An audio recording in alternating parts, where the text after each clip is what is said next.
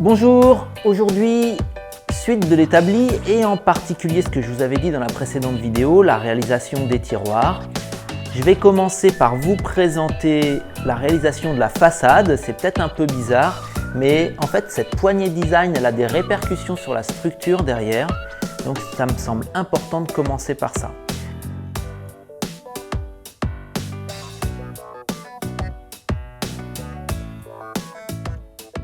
Établi shaker classique, les tiroirs étaient des petits boutons tournés et je voulais prendre des libertés. Et j'avais envie de lui donner une petite pointe de modernisme, une petite pointe de design et je me suis fait plaisir. J'ai donc à la fois cette rainure ici qui traverse toute la façade du tiroir et cette incrustation qui permet d'avoir une bonne préhension mais qui va pourtant se noyer dans la masse. Pour ajouter la surépaisseur de la poignée, j'utilise une technique que j'aime vraiment beaucoup, c'est le fraisage d'inclusion.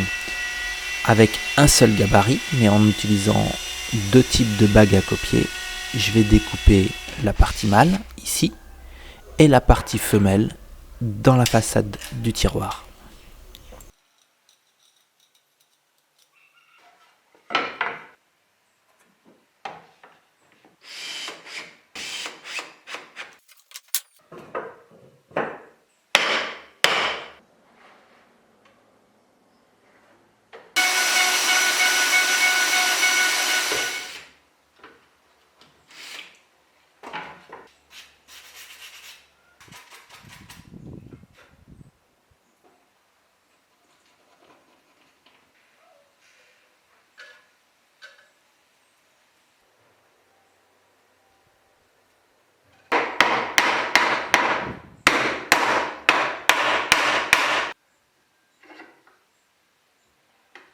Donc voilà le cœur du dispositif.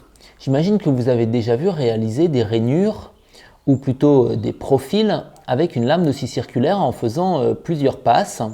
On arrive à obtenir un certain nombre de courbes assez variées, symétriques, non symétriques. Bon, je ne vais pas rentrer dans tous les détails ici, mais on arrive à faire des courbes assez variées. Selon l'angle de dérive, selon l'angle d'inclinaison, on va modifier le profil. Alors, bon là, vous n'êtes pas tout à fait dans l'axe, mais vous vous rendez bien compte que la partie de la lame que vous voyez décrit une courbe. Cette courbe qui vient se projeter ici. C'est cette courbe qui m'intéresse. Donc ici, j'ai monté un dispositif sur le guide parallèle qui me donne un déplacement qui n'est pas dans l'axe de la lame. C'est pour ceci que j'ai retiré le couteau diviseur.